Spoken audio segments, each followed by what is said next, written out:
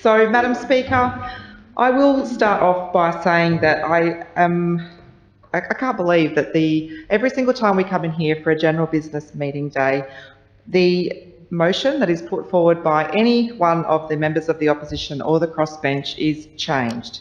It's changed to suit the narrative that the Gunner Labor government wants to portray about the great work that they have been doing. But we will continue on because it's a really important debate, like everybody keeps saying. Now, I've heard a number of members in this House tonight from the Labor government say that they don't think it's a good idea to do a crime meeting because it's a waste of time. But I would argue that a crime meeting in Alice Springs doesn't actually cost any additional money. You're going to be there anyway, so you might as well do that, because if you compare the cost of all the other projects, the pet projects that you invest in or that you waste money on, it really isn't a huge ask. And if it's the community of Alice Springs who are asking for a very simple crime meeting, just one, unlike the two we had in Palmerston a few years ago, then I can't see why that is such a problem. And it really is a slap in the face to those residents of Alice Springs. And I pick up on the member for Drysdale who was explaining the Palmerston crime meetings that were held back in 2017. And I remember those because I was actually at those crime meetings. And it was just after the Gunner Labor government was elected, and the member for Drysdale was a new member at the time. She was joined by a bunch of other MLAs. Yeah, member for Spillett at the time was there. I think the Minister for Territory Families from Labor was there, Dale Wakefield. Maybe even the federal member for Solomon at the time as well. And Terry Mills? Yep, thank you. Terry Mills was there as well. There were quite a few people up on the stage, and that meeting was held because the community of Palmerston came together and said, we really need change here in Palmerston. Crime is out of control. It feels like nothing's being done.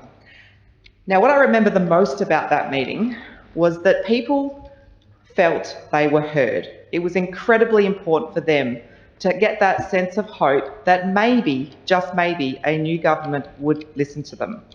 I remember the member for Drysdale very clearly saying that a bunch of other MLAs was answering some of the questions, and some were listening better than others. But I remember the member for Drysdale saying, well, I'm going to be political because I'm a politician, and I'm going to say something like, I'm just going to verbal her because I can't remember exactly the words, that she blamed the CLP government for the crime in Palmerston. So apparently it's all the CLP's fault as to why the crime was so bad. Now that was in 2017. We are now in 2022 and we've been under a Labor government for 17 out of the 21 years. Tonight in this debate I've heard the CLP be blamed again and again, and I've heard the federal government be blamed again and again. But not once in this House tonight have I heard a Labor minister or member of Labor say that they take responsibility for what's going on in Alice Springs with crime. And all the member for Breitling is asking for is a crime meeting, which doesn't take much to organise. It is not a waste of time. It doesn't have to be an unruly, crazy thing that doesn't end in a good result. It can have good results. The member for Drysdale said that we had a crime meeting in Palmerston, but then went on to say all the great things that are happening in Palmerston. Maybe, just maybe, member for Drysdale, some of those outcomes were because of those crime meetings. So why can't we do that? You mentioned the mayor who works really closely with both sides in Palmerston, and I completely agree with that. It is a fantastic working relationship, and she holds meetings, she listens to the community, so why can't the Chief Minister? Why cannot he hold a crime meeting in Alice Springs?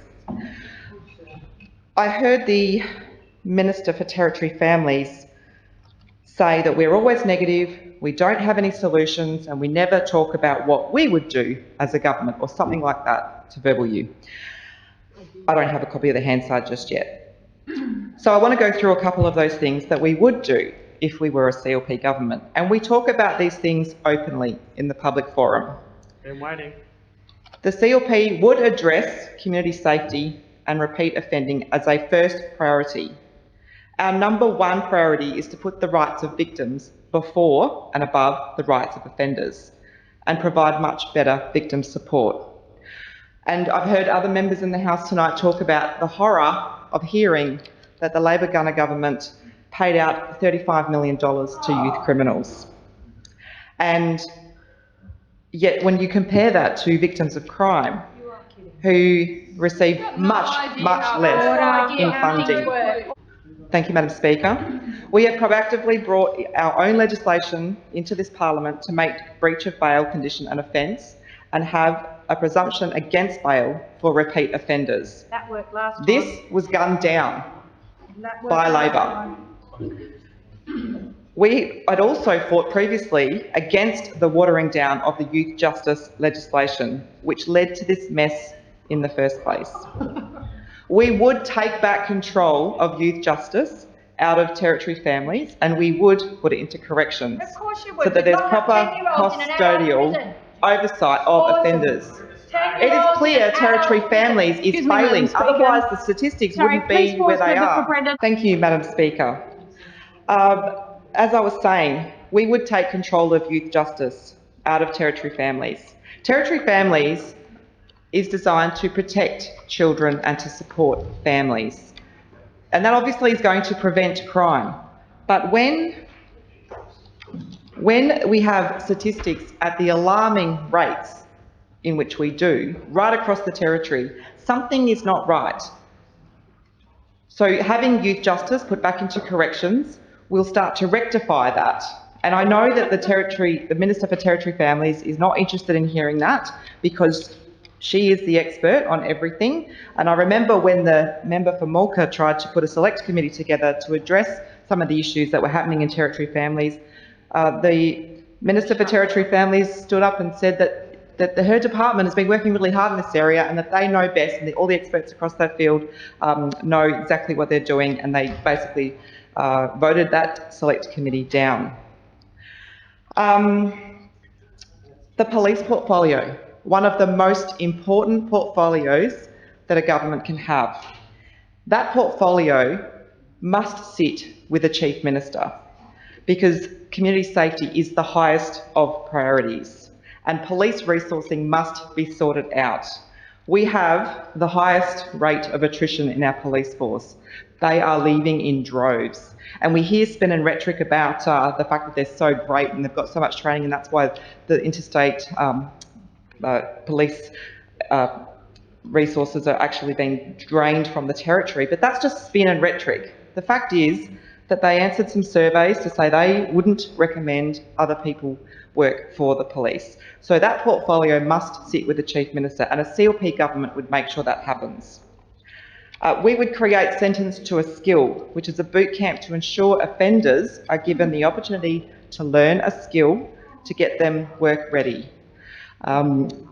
It's really important that not only do they have the skill when they come out of the boot camp, but also that there's pathways for employers to actually employ them as well.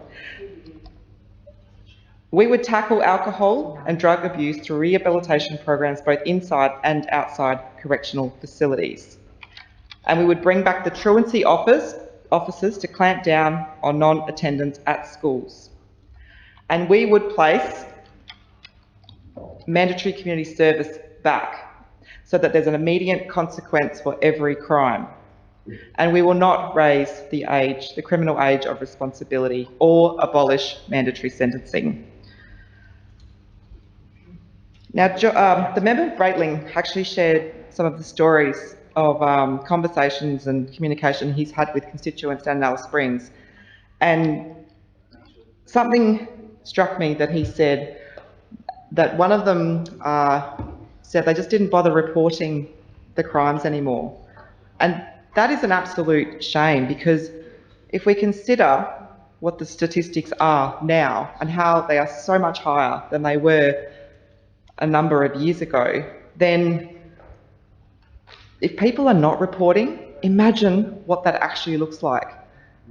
And people tell me when I'm speaking to them, whether it's in my own electorate or around the territories, that they really have stopped reporting it because they feel like the consequences aren't there, that sometimes the police are under-resourced so they can't get there, and so what is the point of reporting? And I think that is a crying shame. And it really concerns me that maybe the statistics are higher than they appear to be. The other thing I heard from the member for Breitling and I felt was the long-lasting impact of the victims of crime. We know that if an offender is out doing some really bad things, especially time and time again, that is devastating. But it's more devastating on the victims, and that is why we should be putting the rights of victims before the rights of offenders. In wrapping up tonight, I just want to say that something else, I think it may have been the member for Namatjira said, and I want to say it again because this is really important. Please pause, member for Brennan. Member for Johnston, can you please whisper a little bit more quietly? Kick him out. Thank you. Member for Brennan. So I want to say something that's really important before I finish up. And this is for the people of Alice Springs. When the people of Yuendamu wanted the Chief Minister to come down and front the community, he did. But when the people of Alice Springs begged and begged and begged for the Chief Minister to front them and hear their concerns, Michael Gunner, the Chief Minister, thinks that that is a waste of time, and it's a damn shame. Shame.